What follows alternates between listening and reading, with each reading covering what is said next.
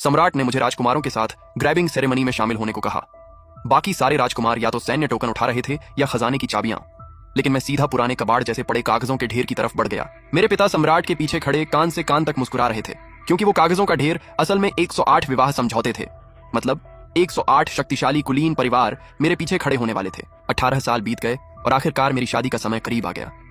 लेकिन तभी मेरी सारी मंगेतरें एक साथ आ पहुंची, सिर्फ रिश्ता तोड़ने के लिए। सबसे आगे थी लिंजुअर, वो अपने पूरे संप्रदाय के साथ आई थी।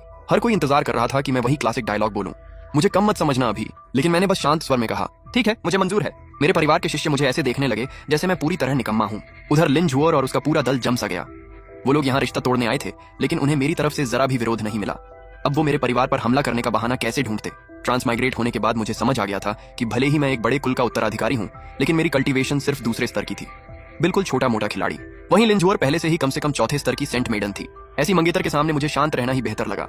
मेरा परिवार उसके संप्रदाय के सामने कुछ भी नहीं था। ऐसे में मुझे कम मत समझना वाला भाषण देना पूरी तरह बेकार था। तभी लिंजुअर रुकी और बोली, ठीक है का क्या मतलब? मुझे एहसास हुआ कि मुझसे गलती हो गई थी। सॉरी, मैं अभी अभी ट्रांसमाइग्रेट हुआ हूँ, अभी आदत डाल रहा हूँ।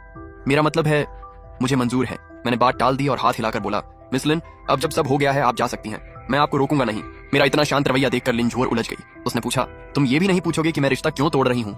मुझे रोकने की कोशिश भी नहीं करोगे? मैंने आधे मन से साथ देते हुए पूछा, तो वजह क्या है मिस लिन? वो भौहें चढ़ाकर बोली, मुझे शुआंती संप्रदाय की सेंट मेडन चुना गया है।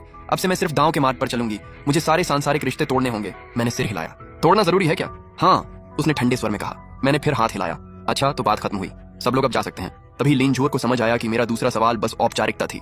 मैं शुरू से ही उसे जल्दी भेजना चाहता था। वो गुस्से से जल उठी। उसे उम्मीद थी कि मैं और मेरा परिवार जबरदस्त विरोध करेंगे, लेकिन सब कुछ बहुत आसानी से हो गया। और जिस तरह मैं उसे देख रहा था, ठंडा, दूर, जैसे वो कोई अजनबी हो, उसे वो और भड़क गई। तभी मेरे पिता आगे बढ़े। डर मत बेटा, मैं और तुम्हारे दादा तुम्हारे साथ हैं। ये रिश्ता हमारे बड़ों ने तय किया था, इसे ऐसे खत्म नहीं किया जा सकता। लिंजुअर हल्का मुस्कुराई। अब उसे वही विरोध देखने को मिल रहा था जिसकी उसे उम्मीद थी। लेकिन मैंने तुरंत पिता को रोक दिया। पिताजी, आप बीच में मत पड़िए, मैं खुद संभाल लूंगा। वैसे भी मुझे ये रिश्ता टूटना मंजूर है, आप सब जा सकते हैं। मेरे पिता ने गहरी सांस ली और सिर हिलाने लगे। लिंजुअर अभी भी जाने को तैयार नहीं थी। वो कुछ कहने ही वाली थी कि मैंने फिर रोक दिया।